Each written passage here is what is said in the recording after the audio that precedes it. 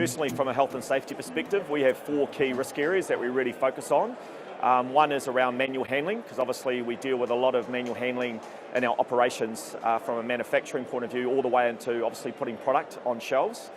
The other is forklifts, so we have a golden rule of staying out of reach of forklifts.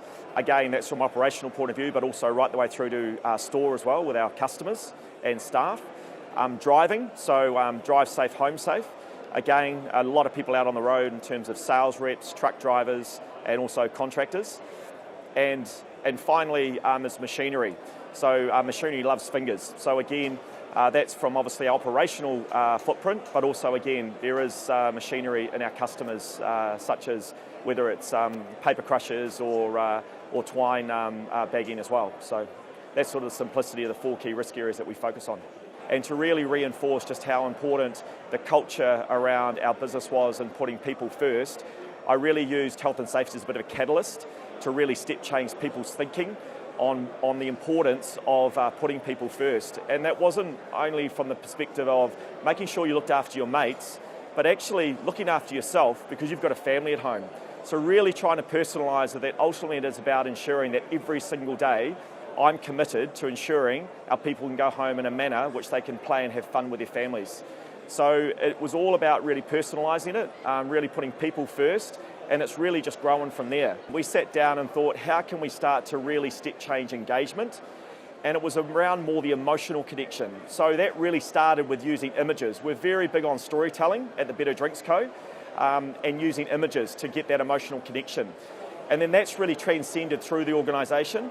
And the 4 key risk areas I mentioned before, that forklifts, stay out of the way of forklifts, manual handling, drive safe, home safe, and obviously in terms of machinery, staying out of reach because they love fingers.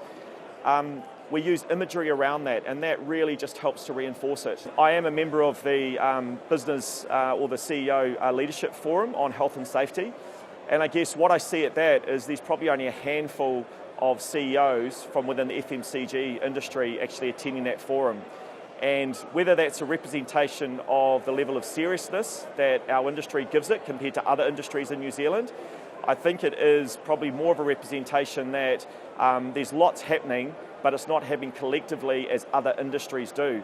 And I think the greatest way that we can really ensure that we embed the culture of health and safety within our organisations, it does have to come from the top. So it's got to be led from a CEO or an MD level, but it's about how do we start to really collaborate and work closely with other FMCG companies to learn and share, because I'm sure we're all doing some really great stuff, but I think we could be doing a hell of a lot better.